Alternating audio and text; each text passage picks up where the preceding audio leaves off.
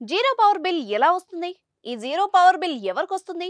కాంగ్రెస్ ప్రభుత్వం హామీ ఇచ్చినట్టు తెలంగాణలో గృహజ్యోతి పథకం కింద ఉచిత కరెంటు అమల్లోకి వచ్చింది. 200 యూనిట్ల లోపు విద్యుత్తును వినియోగించుకునే వారికి ఈ ఉచిత కరెంట్ అందుతుంది. అయితే నెల నెల కరెంటు బిల్లును ఎలా ఇస్తారు?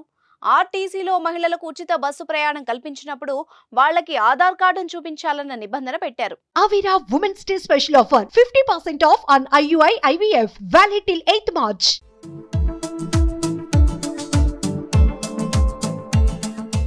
అయితే ఆధార్ కార్డు ఉన్న వాళ్ళకి బస్సులో టికెట్ కూడా ఇస్తున్నారు.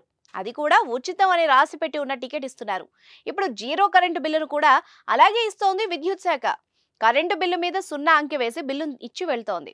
అయితే దీనికి తప్పనిసరిగా చేయాల్సిన పనులు కొన్ని నిబంధనలు ఉన్నాయి. అందులో మొదటిది రేషన్ కార్డు ఉండి ప్రజాపాలనలో దరఖాస్తు చేసుకున్న వాళ్ళకి మాత్రమే ఈ ఫ్రీ కరెంట్ ఫెసిలిటీ ఉంటుంది. ఇది ఫిబ్రవరి నెల నుంచి అమల్లోకి రావడంతో మార్చిలో కరెంటు బిల్లు చెల్లించాల్సిన అవసరం లేదు. అయితే కరెంటు బిల్లు గతంలో ఇచ్చినట్టే ఇప్పుడు కూడా ఇస్తారు. అందులో వినియోగదారుడు వాడిన కరెంటు యూనిట్లు, ఆ యూనిట్లకైన ఖర్చును కూడా చూపిస్తారు.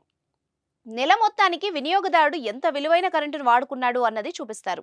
అయితే చెల్లించవలసిన బిల్లు అనే చోట మాత్రం 0 అంకె వేస్తారు. అంటే ఆ వినియోగదారుడు బిల్లు చెల్లించాల్సిన అవసరం లేదు.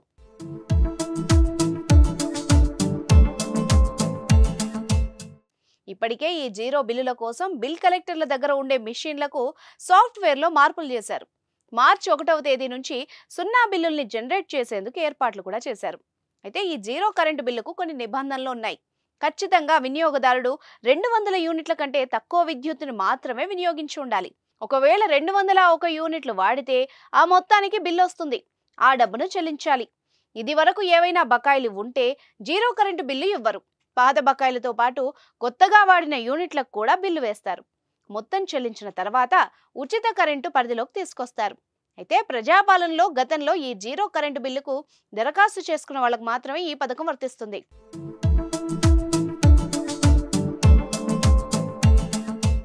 ఎలాంటి దరఖాస్తు చేసుకుని వాళ్లకు ఈ పథకం వర్తించదు.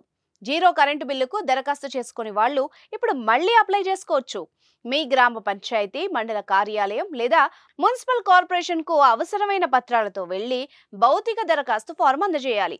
ఈ దరఖాస్తు ఫారాన్ని అధికారిక వెబ్సైట్ నుంచి డౌన్లోడ్ చేసుకోవచ్చు.